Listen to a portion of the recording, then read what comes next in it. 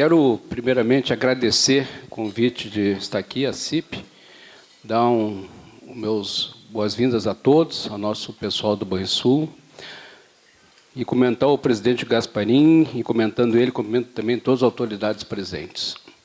E, aliás, gostei muito da introdução dada pelo presidente Gasparin na questão da tecnologia, aquilo que realmente nos impacta no dia a dia e altera a cada momento o nosso cenário da convivência da sociedade hoje brasileira e mundial.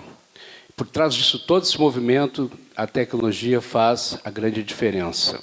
Então, falar em tecnologia não é falar de uma coisa que está sempre repetindo, não, é falar daquilo que movimenta a nossa sociedade, a nossa vida. Eu, na posição de diretor do banco, vou fazer aqui, nesses 40 minutos, uma provocação muito grande. Eu gostaria que, no final da apresentação, todos parassem para pensar aquilo que eu vou estar colocando em termos de tecnologia, aquilo que está sinalizando para o nosso futuro. Vou falar de muito do que está acontecendo e a previsão das grandes empresas para os próximos anos. Então, vamos explorar um pouco o assunto aqui. O cenário em transformação. Quem não se lembra, talvez os mais jovens não, mas quem não se lembra dos cartoons lá do Jetson? Nos últimos anos, vemos tudo isso aí transformar em realidade, né? E aqui nós já temos aqui um exemplo disso. Semana passada, isso aqui foi dentro do Banrisul, chama-se Cruze, isso aqui o Double, que reflete os anos 60 já previsto a mudança, então, na questão da tecnologia. Uma visão global das grandes empresas de pesquisa e consultoria. Quantos dados, na verdade, a gente produz, são gerados por minuto? Segundo o Gartner, 90% do total dos dados foram criados nos últimos 2 anos. E nós temos um aumento de 50% de 2010 a 2020, deparando aqui o aumento daquilo que muitos falam da questão do Big Data, da questão do Analytics, e aquilo que vai ser a grande movimentação. Na verdade, tudo está focado na base de dados que estão sendo desenvolvidos e sendo guardados cada vez mais, seja de sensores, dispositivos, mídias sociais, dados corporativos. Há uma nomenclatura chamada a quarta revolução industrial, a indústria 4G.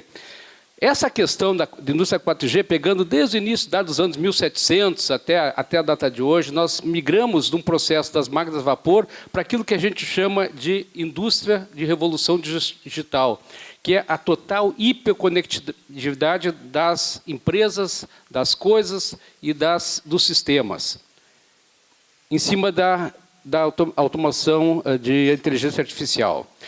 Um dado do Gartner, migrando aí para mais alguns anos, 2025, e há umas perguntas que são feitas em relação a isso. Por exemplo, possuir um smartwatch, um relógio inteligente, para usar os prêmios de tokens de saúde como um valor. Empresas fazendo isso, talvez em 2025. O Airbnb e o Uber, que todos conhecem, ser descontinuados por novas plataformas descentralizadas que estão surgindo. Ter um pacote entregue por drone, e o drone usa contratos inteligentes para fazer a entrega, executar a entrega.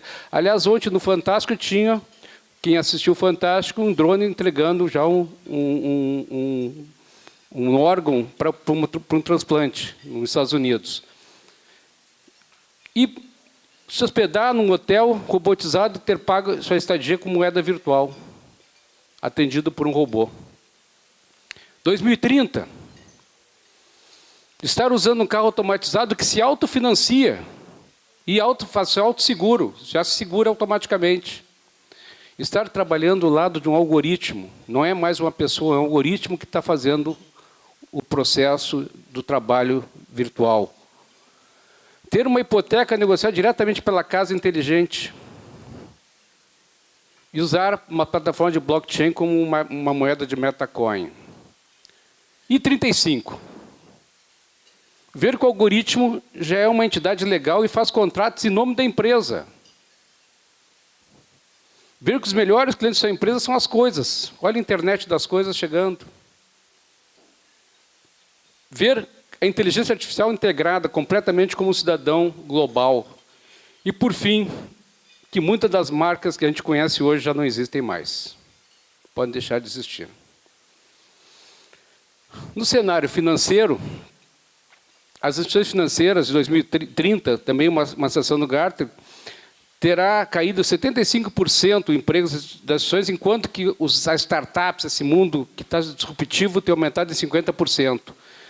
Então, nós começaremos a conhecer um outro cenário de empregabilidade a partir de 2030, 2035. E o dinheiro, quando nós conhecemos, deixará de ser centralizado, emitido e controlado pelo um banco central como ele é hoje. De novo, o conceito da metamoeda, uma moeda virtual que pode estar se aproximando.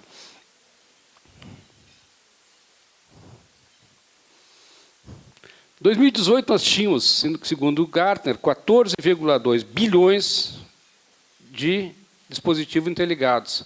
Em 2021, nós vamos chegar a 25 bilhões. Se considerarmos que parte desses equipamentos farão transações financeiras, hoje nós temos um cenário muito próximo, que é o pagamento através de um cartão, de um wallet de mobile. Nós vamos estar falando de transações iniciando pelas próprias coisas.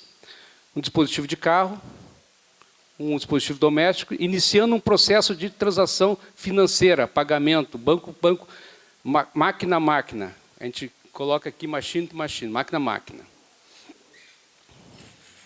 E não podemos deixar de falar também das macro tendências mundiais para 2030. Demanda de alimento, demanda de energia, turismo, novas tecnologias, urbanização, infraestrutura, envelhecimento da população, aumento de tensões geopolíticas. Mas eu me pego em duas aqui: na urbanização e no envelhecimento da população. Hoje nós temos um cenário mundial, pegamos uma China de 1,4 bilhão de habitantes, a Índia com 1,3, e uma visão de um aumento de 1,35 bilhões de habitantes para 2030, sendo que 1,29 vão estar morando em cidades. E essas cidades estarão cada vez mais próximas do mundo das smart cities, das cidades inteligentes, com automação, integração de sistema de transporte, energia e prevenção de acidentes. Então, a mudança que se prevê nos próximos anos, e talvez um pouco mais de 1930, talvez 35 e 40, realmente nós vamos ter um cenário em que a tecnologia vai ser a base dessa transformação completa. Na questão do envelhecimento, nós teríamos pessoas vivendo mais de 100 anos daqui a alguns anos. Talvez já esteja nascendo as pessoas que viverão mais de 100 anos. Isso tem um impacto muito grande na questão da economia, não vou nem falar da previdência, que é um assunto em pauta atualmente, mas na economia como um todo, mas também na tecnologia. Eu comentava há pouco, numa discussão com a diretoria, com a presidência da SIC, o Banrisul tem 4 milhões de clientes, com uma idade média do cliente do banco na ordem de 50 a 52 anos. Com esse processo de envelhecimento mais tardio, população vivendo até os 90 anos, essa pessoal que tem 50, 52 anos viverão até os 90. Em 40 anos, o banco que eu tenho que ofertar serviço para esse cliente que conhece esse banco tradicional, não é o mesmo banco que a população, essa geração que chega em 40 anos vai querer consumir. Vai querer consumir um outro serviço, um outro banco, um banco completamente digital. Isso já acontece hoje, mas vai acontecer com muito mais agressividade nos próximos 20, 30, 40 anos. Como é que fica, então, o futuro dos negócios na era digital? Eu gosto muito desse... Esse é um pesquisador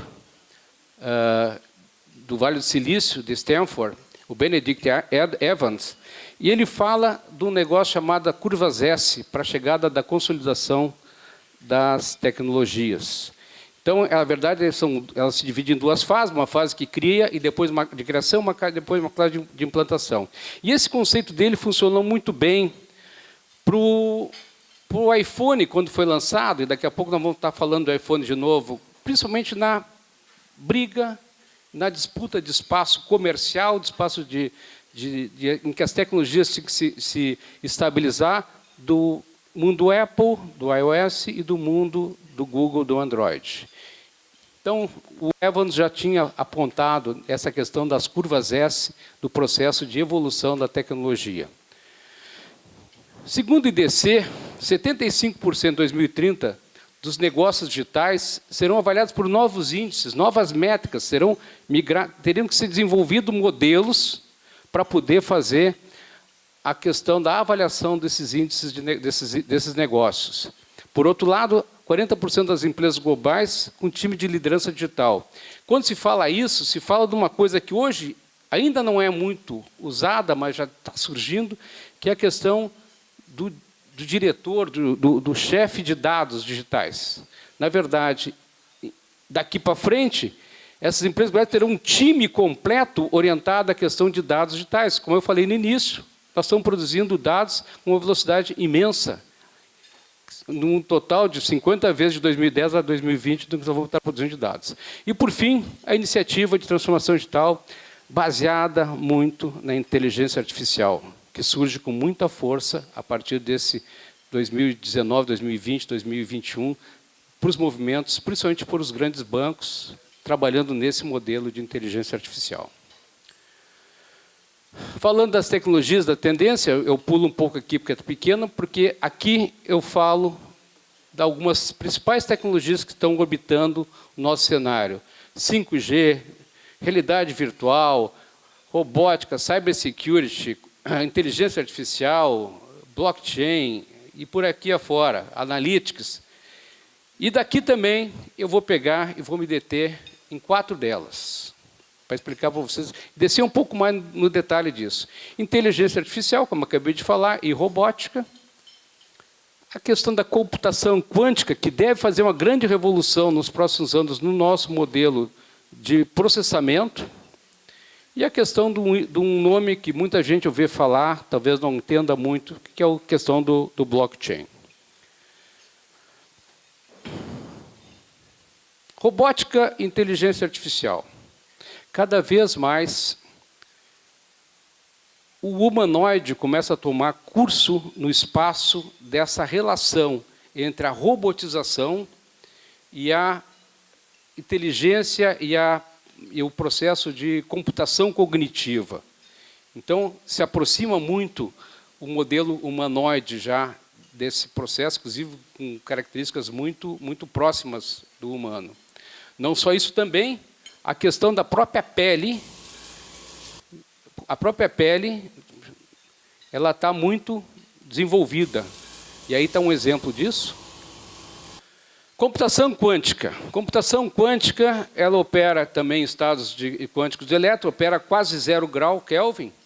Nós já temos mais de 3 milhões de experimentos no mundo rodando em computação quântica, e ela vai realmente fazer uma diferença no processo de processamento e simulação daquilo que já é limitado pelos computadores atuais, em termos de capacidade e velocidade, fazendo, inclusive, quebras de enzimas, ali está a nitrogenase e assim por diante, fazendo trabalhos de química que hoje muitos computadores têm muita dificuldade, os mais evoluídos têm lentidão para fazer esse processo. Por fim, então, nessa questão, falar do blockchain. Blockchain, o conceito dele é uma base distribuída que guarda registros de transações, né, permanentes, a prova de violação. Então, ele armazena de forma distribuída, mutável e a prova de violação. O blockchain o Bitcoin foi a primeira aplicação desenvolvida nessa arquitetura de blockchain, mas não é a única. Nós temos mais de 1000 moedas de criptomoedas diferentes, né? E também pode ser usado o blockchain para usos de registro fornecedor, registro médico, votação, registros móveis, cartórios e assim por diante. Eu peguei isso aqui para mostrar para vocês da questão do Bitcoin, hoje me perguntava, e aqui tem uma revista Exame dessa semana, na verdade, o dia 1º aqui agora, que fala aqui que o rally do Bitcoin esconde uma realidade, quase ninguém usa a moeda. A moeda ela é usada muito para especular, e esse é fato disso, essa é a verdade. Então, o Bitcoin, o que nos interessa não é a moeda, o Bitcoin, o que nos interessa é o que envolve o Bitcoin. E aí nós temos, então, um cenário que é que o Bitcoin e blockchain são a mesma coisa. São ou não são? Não. Blockchain é a tecnologia que está atrás do Bitcoin e de todas as outras criptomoedas. Isso nos interessa. Ela tem um conceito de chain, de cadeia, é uma corrente de blocos, né? Onde cada bloco está ligado um anterior segurando o outro. Então, o primeiro segura aqui é o primeiro, o segundo, então cada um prende o outro. Isso dá, então, uma garantia muito grande de segurança. Aqui um exemplo de uma inserção de um bloco dentro de uma cadeia. Eu vou fazer uma inserção dele, ele insere, todo mundo dá o ok e ele vai para o seu canto lá, está inserido dentro da cadeia desses blocos. Cada um junta a sua chave, o início da primeira e da segunda, e faz a conexão.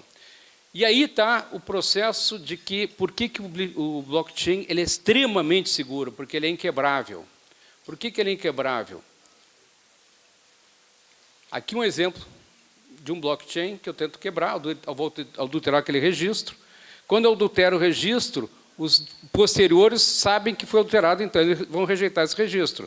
Quando ele transferir o registro, é rejeitado e descartado automaticamente. Então, por isso que ele se tornou uma arquitetura interessante, principalmente para o sistema financeiro, pela segurança que ele dá em termos de adulteração e fraude. Bom, e aí, falando de blockchain, tem, como eu falei que tem milhares de criptomoedas, tem também milhares de arquiteturas de blockchain. Então, tem essa corda, tem chain, tem Hyperledger, tem diversos tipos de conceitos diferentes, que não interessa falar muito aqui, interessa saber que existem vários modelos de arquiteturas de blockchain.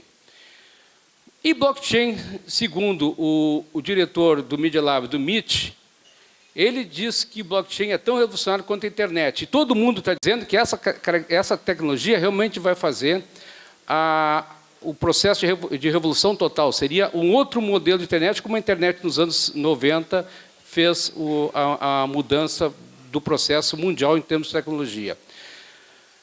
Também, o Mark Zuckerberg do Facebook também define esse mundo como um campo um pouco aberto e explorado, e possivelmente pode destruir muitos segmentos de negócio, como no passado destruiu empresas como BlackBerry, Blockbuster e assim por diante. Então, aquilo que eu falo para vocês, que muitas empresas podem desaparecer por conta dessas novas tecnologias, esse é um exemplo disso. E aí vale aquilo que são 90 plataformas de blockchain, qual que vai ganhar no mercado? Não sei. Você se lembra de 95, tinha Alta Vista, tinha Terra, Yahoo, veio o Google, passou a régua e levou. Ninguém mais consulta nada no Yahoo, Alta Vista. Redes sociais, quem não se lembra do MySpace, do Orkut? Veio o Facebook e ganhou, em 2003. Sistemas operacionais, mesma coisa, BlackBerry, Nokia, veio o iOS Android e passou depois, levou. Então, o mundo está num processo de mudança por conta da tecnologia. Então, essa é a diferença. E quais são, então, o valor de transformação digital para as empresas, sociedade? Quais são os impactos do negócio? Segundo o World Economic Forum, em 2018, o valor da transformação digital para os negócios é de 100 trilhões nos próximos 10 anos. E o mundo que está mudando, não está mudando, já mudou, né? Uber, Airbnb, Skype, Alibaba e assim por diante, né? Então, nós estamos falando. No cenário dos bancos, como é que fica essa questão? As três forças têm empurrado o mercado bancário para esse cenário, a inovação desses modelos de negócio, o aumento de pressões regulatórias e os desafios macroeconômicos. Nós temos um universo aí de, praticamente, aí, no final de 2017, segundo a Febraban, de 160 milhões de clientes no Brasil. E a evolução dos canais digitais, desde 2012, se nós analisarmos aqui, o canal digital de mobile já cruzou os outros canais de uso. Então, a coisa está correndo muito rápido. Nós estamos falando já de 2012, certamente puxada pelos grandes bancos brasileiros até então. As agências, como é que ficam as agências? Há um modelo de agências digitais crescendo substancialmente desde 2017, dando um salto, e as agências físicas numa redução, talvez não muito forte, mas uma redução. E digo para vocês o seguinte, a agência física não deixará de existir. A agência digital vai existir, o modelo de agência cada vez mais digital, pela aquela geração que chega e quer um mundo digital, mas a agência física também vai existir. Só que a agência física deixa de ser uma agência transacional para ser uma agência cada vez mais de negócio. A transação vai ser feita no meio da mobilidade. E aí as agências vão se tornar alguma coisa muito agradável, talvez uma área de um café, bar e assim por diante. Áreas de negócio. Deixa de ser uma agência transacional pura e simplesmente, elas não deixam de existir. Esses novos players estão chegando e estão competindo fortemente com o nosso mundo. Estou falando de Nubank, o Banco Original, o Guia Bolso, o Neon Bank e muitos outros que estão chegando. E, por outro lado, o mundo dos players tradicionais estão também fazendo a sua contrapartida, Bradesco, Caixa, Banco do Brasil e Itaú, fazendo também ações e criando, na verdade, aplicações muito voltadas ao mundo do digital. E essas mudanças, na verdade, para endereçar esses objetivos estratégicos, cada banco terá que encontrar uma resposta em relação a esse modelo das agências. E aqui, então, um cenário, daqui a pouco nós vamos estar falando um pouco mais sobre isso. E como é que está o Banrisul? Aos nossos colegas do banco, como é que está a situação do Banrisul?